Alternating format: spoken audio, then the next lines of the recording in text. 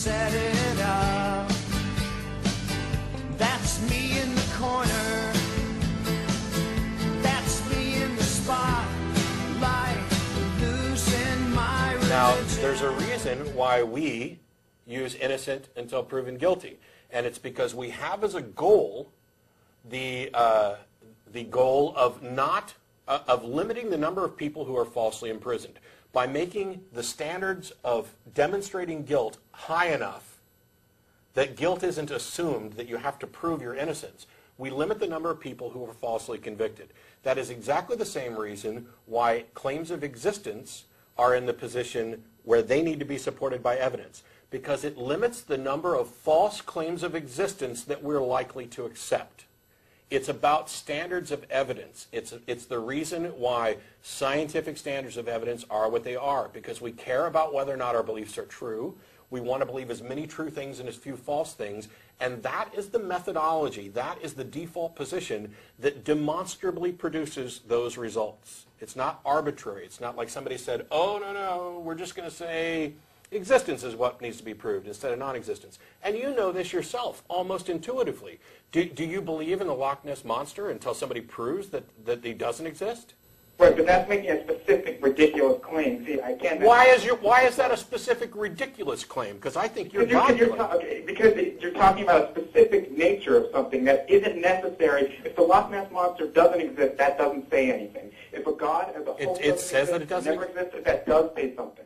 No, it only says something in your particular definition of what God is. And while I don't know what it is, based on what you've said so far, I'm willing to assume that your definition of God is something that I probably find just as ridiculous, perhaps even more so, than the Loch Ness Monster or Bigfoot or fairies. You know why? Because I bet your God is some kind of omnipotent, all-powerful, transcendent, outside of time thing for which we have no reason to think anything like that can exist, when in fact fairies are not all that unrealistic if you get rid of the magic parts.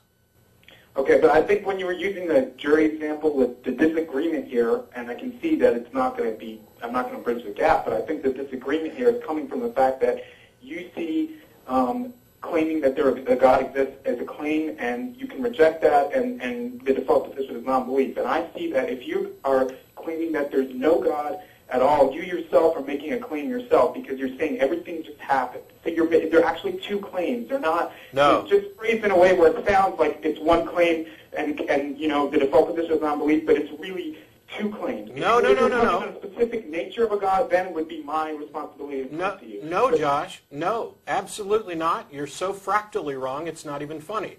Because here's the truth. Fractally wrong? Yes, fractally wrong. It means you're wrong at every conceivable resolution of your claim.